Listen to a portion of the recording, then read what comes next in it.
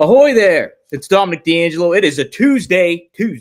It's Rumor and Innuendo. I'm of adfreeshows.com, SEScoops.com, and OneTrueSportTV.com. But per usual, well, we're back at it, actually. Me and Robert Karpelis, WD Creative _ish. Robert, I've missed you, and especially after a very newsworthy weekend and I think a newsworthy Raw.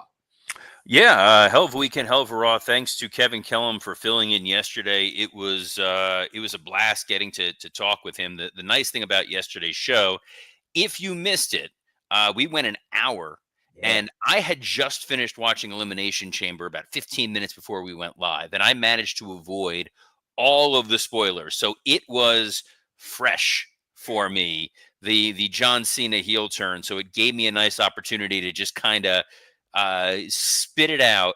But then this morning, this is Tuesday morning, myself and Scott Chaplin recorded special edition of Working Stiff that's going up on the main feed. Should already be up now. Is it already up now? It'll be up. I'm doing the ad placements. I'm listening to the show, actually. Oh, damn it. I was hoping you weren't going to catch that. Yes, where Scott and I talked all the Cena heel turn and Elimination Chamber, had a very smart, nuanced conversation, not yelling, screaming, really well thought out. It was an absolute blast, a gem of a show. It's going to be up today. Definitely go and check that out. We got a gem of a show for you here today. Dom, you want to say hi to some of the folks who are joining us live? Let's do it to it. We got Joseph Wade Walters, Morning Rumor Heads. Damn, Punk, did you and Robert dirty with those remarks? Yeah, I don't like the name of the show being You Bald Fraud when both of us are slightly follically challenged. Punk is not, though. Man, what a head of hair that guy has. Holy smokes. Yeah, that's why the ladies love him, allegedly. Willie Thornbrew, I smell a women's triple threat match at WrestleMania. Andy Borders says, love that Io Sky one. Please, God, don't turn WrestleMania into a three-way. Getting some top opinions on that. Lyra Ivy, best match of the night, says Triple E. 6'9" says, did anyone else this morning have to console their wife because Rhea lost? And then we also have Johnny Disco in the house. Good day, RI. The opening Punk segment was amazing. Yeah, we're definitely talking about that. Rhea back of the line. Hello, R&I. Jeff Hedinger also says the biggest question coming out of Raw. What's in the box? Ooh, what's in the box? That is the question. Look, I think we watched Raw last night, and the biggest takeaway that we had is what's going on with Chad Gable. Yeah, what's the deal with that, huh? There's a little bit of mysticism going on in that segment, a little bit of magic, Tom. And right here at the top of the show, I'm going to talk about another kind of magic. Ooh, look at this segue. Yeah, I know. We're getting the first one out early. You got a lot of show, a lot of fantastic advertisers want to take advantage of this year. One of them I want to talk about is Magic Spoon, because as a kid, I loved eating cereal. As an adult, I don't want all that sugar, and most cereals don't give me the protein I need. I found Magic Spoon, a nostalgically delicious cereal that tastes just like my childhood favorites, but without the sugar and with a ton of protein. I remember as a kid watching those old WWF shows, especially like the Ultimate Warrior, Papa Shango, mysticism segments that you're watching. You're like, I don't know what the hell this is. This is insane, but at least I'm able to enjoy it with a nice bowl of cereal. And right now, I can enjoy that same thing with Magic Spoon's brand new treats. They're crispy, they're crunchy, they're airy. And it's an easy way to get 12 grams of protein on the go. I crushed one this morning. I actually did a 5-mile run before I recorded with Scott. So I got a lot of my bitterness, my angerness, my toxicity out, and then let Scott fill me with all of his. But you can fill yourself with some Magic Spoon. Get $5 off your next order at magicspoon.com/rumor. Or look for Magic Spoon on Amazon or in your nearest grocery store. That's magicspoon.com/rumor for $5 off. Magic Spoon, hold on to the dream. And Dom, I have a dream that this may be one of the most insane WrestleMania builds of all time. Let's start with the opening of Raw, my man. Let's definitely do it. Yes. No pomp and circumstance. We get CM Punk coming right on out, and he's got business to talk. He's got some enemies to address, and boy, does he do it in this promo. Starting off with The Rock. By the way, going to go out on a limb. Best State of the Union we're going to get all week. Ooh, okay. All right. Apropos nothing. So we get it. He lays out The Rock, lays out John Cena, goes after Seth Rollins. We get a big-ass brawl between him and Seth. Really, really well done stuff. Man, yeah, Robert, I got some takeaways from it, but let's hear yours. What did you think of that opening segment with CM Punk and a new pipe bomb, so to speak? Yeah, that was the old angry Phil Brooks CM Punk that we loved seeing, and I think what was a lot of fun was the fact that he had a lot of stuff to talk about, and it felt like it was coming from the heart, taking shots at The Rock, calling him a fraud, taking shots at John Cena.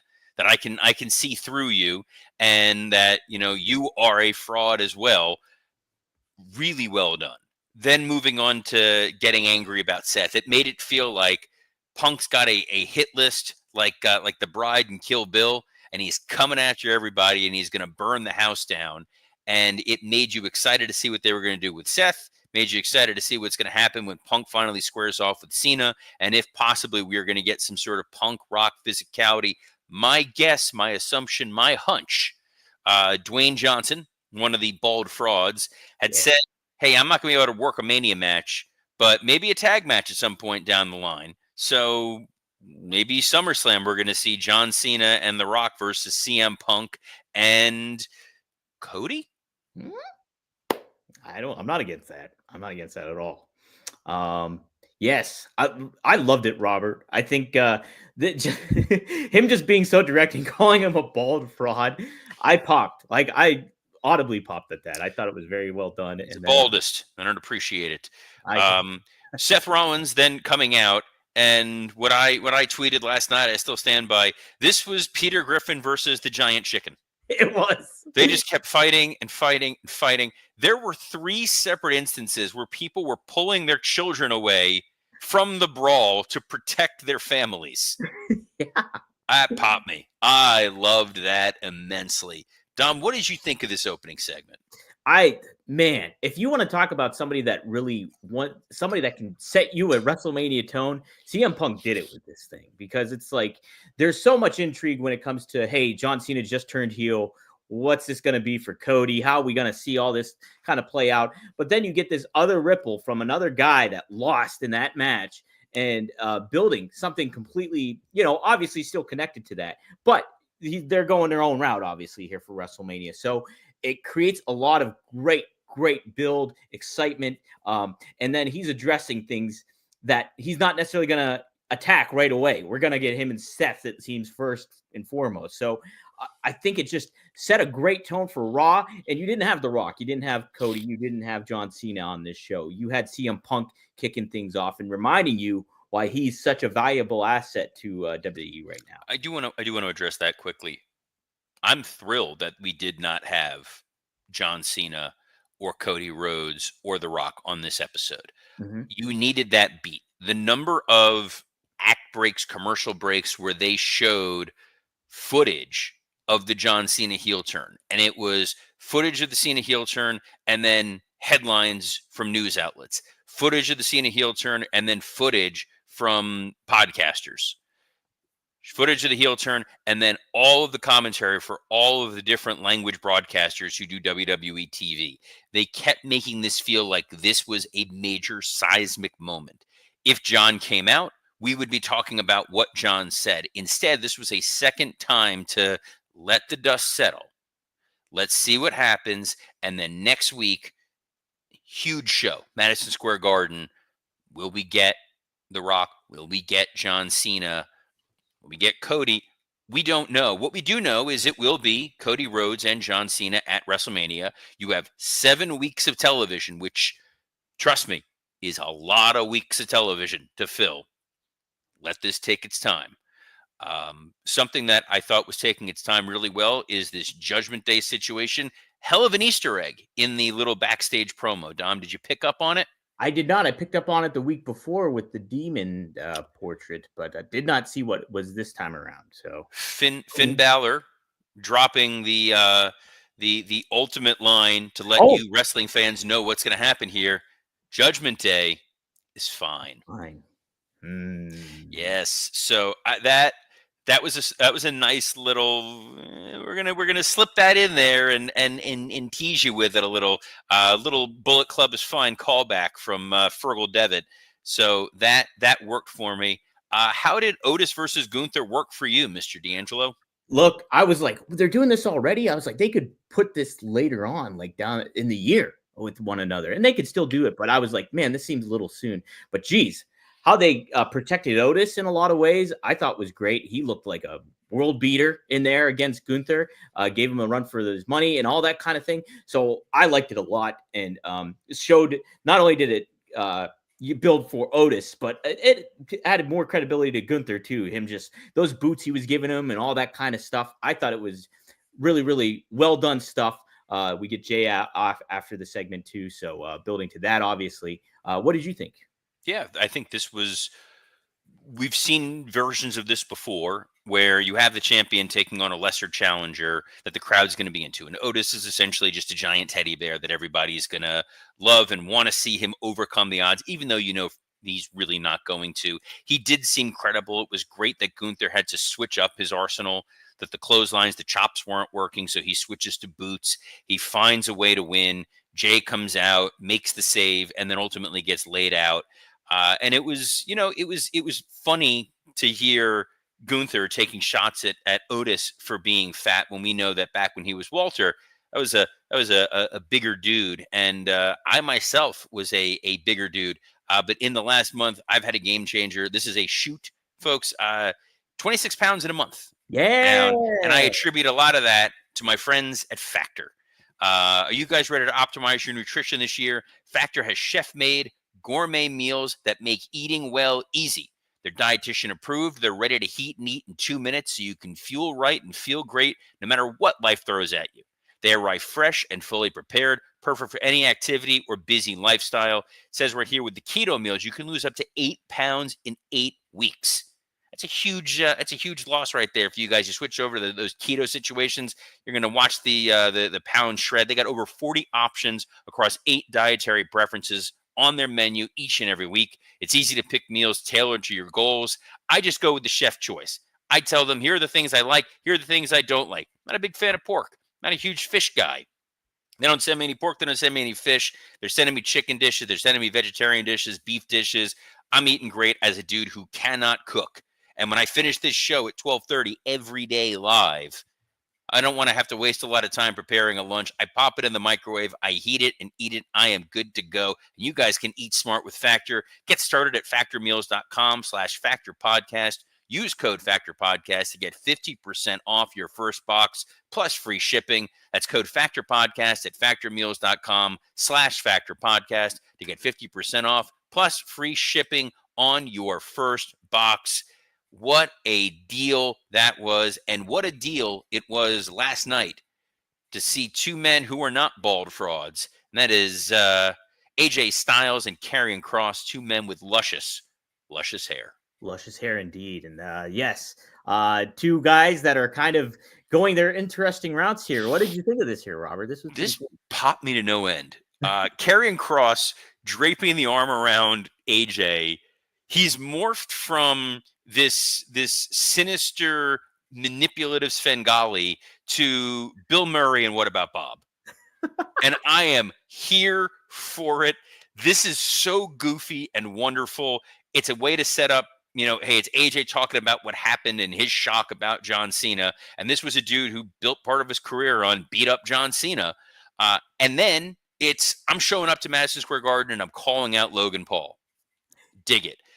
Dre Owens has a comment there who said that Karrion is the new James Mitchell. Let's hope that Karrion Kross doesn't make the same mistakes the father James Mitchell has made on camera, and we are good. Someone who did not make a mistake was Lyra Valkyria, her Intercontinental title match against Ivy Nile. Yeah, these two went toe-to-toe here, and the expectations with what we had with Chad Gable going away and what he said to the rest of, oh my God, American Made, made it the stakes high here a little bit, and Ivy Nile loses. Lyra retains in another title defense here on her build towards WrestleMania. So what did you think here, Robert? So the story obviously is a broader story in that Chad Gable is going through this transformation. There was a chance for American Made to capture a bunch of gold. Mm-hmm. I talked about it yesterday with another bald fraud, Kevin Kellum, and said there's a possibility this is where Gable returns and he helps her win the Intercontinental title and the boys win the tag titles. Obviously, that did not happen. So now you've got what's next for American Made. And Raquel Rodriguez saying the whole, hey, I'm going to start focusing on the Women's Intercontinental title. So her and Lyra, good big woman, little woman match, could be fun, or it could just be a lady fighting a bird. Lady fighting a bird. Well, we watched a man fight a bird because the next segment was Punk and Rollins brawling again. Oh my God. Yeah, and that's led to them setting a Madison Square Garden cage match in a solid steel cage, as friend of the show and friend of Ad Free Shows Bruce Pritchard would say, the man who coined the name of this show, Rumor and Innuendo, and then forgot that he coined the name of this show. This is why I love you, Bruce, one of the best producers I ever worked with. Am I second? I guess by default you are. Hey, look at that, man. We'll take it. We will Something take to it. wrestle with, indeed. That's why I host something to sports entertainment with. It's a hell of a show. The Kaiser Penta segment was a heck of a segment where Penta came out dressed like your grandmother, going out for a nice dinner. Oh, black shirt, black pants, bright sequin red jacket. Nothing says 4:30 early bird special like how Penta was dressed, and he made a meal of Ludwig Kaiser. He sure did. I liked what Kaiser had to say, and the different looks that they presented. This was good stuff to build towards, and I thought they did a nice job. And I was happy that Penta just came out. He didn't have to talk or anything like that. They just put him over from the athletic standpoint of things. So yeah. It was it was good. It advanced the Kaiser storyline. I am still not convinced that Ludwig Kaiser is not an 18th century vampire.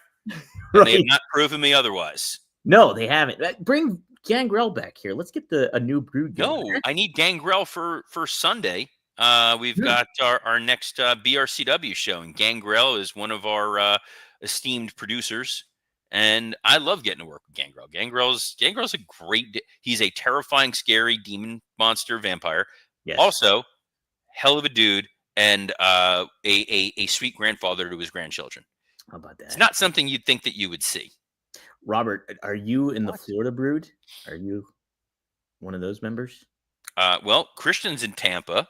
Mm-hmm. Gangrel's here. Adam, I think, is in Carolina, so I don't think he counts. So I could be the third. I could be the new Cope. I could be the Carp. The new Cope. The Carp. It's the Carp instead of the Cope. Almost as bizarre as the Gable. Yes. Video package felt like a fever dream. And I got news. This looked like the worst kind of wrestle crap, and I am so here for it. You need some of this stuff, I think, in your pro wrestling product. I love this. This was like Lucha Underground. He's paying people off to go find the mystery man who gives him a mask. Number one, it'll be better than Shorty G. And number two, keep this in mind, guys. If Vince was here, this would be much, much more racist. It's the low bar that we're at. We got American Made against the War Raiders. What'd you think of this one, Mr. D'Angelo? Look, these guys are great together. I got to see, I can't remember if it was the Raw after WrestleMania or the SmackDown before Mania, but they had a opening dark match between Ivar and Julius Creed, and they were the match of the night. Like, the fans chanted this was awesome during it, everything like that. People were invested into that match. And to see this kind of, I know we've seen them compete already before on Raw, but them going here and stuff like that really reminded me of that and how great these guys are together. I like that they're kind of building and establishing the War Raiders more. Like, the fans are getting into them at the same time. I do want to see more from American Made, and because they have this legitimacy to them, obviously, and a lot of Kurt Angle stuff going on in that match as well from both and Brock Lesnar. Let's say that from American Made. What did you think of this here, Robert? Hell of a match. It's getting very tough when looking at Brutus to not think he looks like a jacked up Theo Vaughn. Oh my gosh! Yeah. It's very much in the same way heel John Cena looks like Heat Miser. It's very hard to unsee the fact that Theo Vaughn, if he took a bunch of steroids, allegedly, hypothetically, rumor and innuendo, would get himself jacked. Because Brutus we know is natural because he's a collegiate athlete. The dude's built like a boulder. Mm-hmm. But yes, these two teams have a lot of great chemistry. It's fun that you still have a chance to pivot over to New Day getting involved in this situation. You've got the LWO who you can form 2 different tag teams out of that group right there. You've got the whatever's left of Judgment Day to form some teams.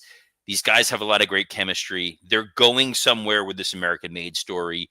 Strap in. It's going to be fun. And what a fun main event of Raw, Mr. D'Angelo. My goodness, yes. We had Rhea Ripley and Io Sky. Like, I don't know where your head was at and what they were going to do with the outcome, but I found it surprising, pleasantly somewhat, but also like, wow, like, what's next here? We had Bianca Belair sitting at ringside, and then she gets involved a little bit, but they didn't put the onus on Bianca for this. It was more the onus on Rhea getting distracted, letting Bianca get the better of her in a certain regard, and then talking trash, and it cost her the match. And now we have Io Sky, your new WWE Women's World Champion, and she will be facing Bianca Belair at WrestleMania 41 here. But really well done match. The fans got into it. They gave the gals plenty of time to do what they do. And yeah, what's your thoughts here, Robert? The gals. The gals. I didn't realize Jim Ross was my co-host. But that's all right. Thankfully not. The Queen of the Ring coming out this Friday, by the way. Oh yeah, Jim Ross here on Ad Free Shows. Go see that. Go see that movie. It's got Walter Goggins, which is insane. Oh, I love how Walter great he is. Big fan of him. Anyway, this match. It was a swerve, bro. Yeah, I like this. Io is one of those women who has proven that she deserves an opportunity, a slot, an opportunity to do something in a big way, and just going straight up Bianca Rhea without any kind of derivation. Again, 7 weeks, a long amount of TV time. Rhea and Bianca did kind of get into it a little bit. Mm-hmm. There was a little bit of shoving, and I love that Jessica Carr was like yelling, like, this is a title match, knock this off. Like, she didn't just go the DQ route. They made it feel like this is a really important thing. They built this match up beautifully over the last few weeks. They even had the little tease with Bianca winning, and it wasn't just like, oh, it's Bianca immediately going to Rhea. Right. We've seen this build to Mania is all about unpredictable moments. Obviously, the Cena moment's a big unpredictable moment. Jey Uso winning the Rumble was an unpredictable moment. This adds intrigue. Will it be a triple threat match? Will Rhea get a rematch? Will we just get Io and Bianca? A lot of questions, a lot of interesting moments there. It's why we tune in, and it's an example of a good storyline moving forward to WrestleMania. And last night, if you were eagle-eyed on social media, you saw a bad example of how to advance a storyline. Dom? Yes, my goodness. So, as we kicked off the show, CM Punk kicked off the show over Raw. He had some comments to make, and we addressed some of them. But he also happened to mention Seth Rollins and how Becky better get a hold of her husband, or he's going to end up in a wheelchair. And so, good stuff from Punk. But Becky had a retort online, and it was like, I better get my man, you better focus on yours, or something to that effect, where she shared a screenshot of CM Punk at Elimination Chamber wearing maroon and black trunks. And then a spot right by him was a screenshot of Roxanne Perez, who was also doing that. Now, pictures have been, Punk is friendly with Roxanne Perez, all that kind of stuff. So the implications were there of what, maybe fans were expecting or anything to that effect. And so there it is. It's out there. Since then, Becky has deleted the tweet. It's no longer up. And so it's not there. But man, if they're blurring the lines, they're blurring the lines with this one here, Robert. If they're blurring the lines, and this was the point of it, great. If this was not, and I don't think it was, just because one of the things about Punk's career, he is a chick magnet. He's got a Women's Hall of Fame roster of those folks that he's been linked to. Obviously, Kelly, Beth Phoenix, Lita, AJ Lee. It's a pretty good collection there. And he's ever since he's been married to AJ, like, that is his world. It is AJ, it is Larry. Mm-hmm. Messing with one of those before led to the implosion of All Elite Wrestling. This felt a little too cut and close to home, especially because you've seen Punk giving advice to a number of the women, Roxanne Perez, Cora Jade. I get what Becky was trying to go for.